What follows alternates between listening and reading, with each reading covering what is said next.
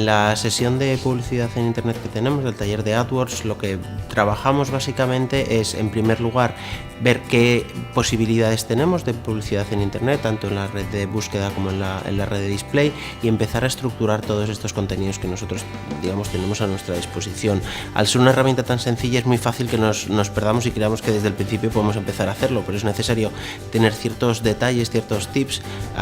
en cuenta, estructurar nuestro contenido desde un inicio para que realmente sea efectivo. Si no, pues realmente estaremos tirando el dinero. Sí, es barato, pero realmente lo estaremos tirando. Por eso es importante tener en cuenta cómo vamos a estructurar, como cualquier digamos, formato publicitario, cómo vamos a estructurar nuestras campañas, a quién nos vamos a querer dirigir, cómo segmentar a la gente, a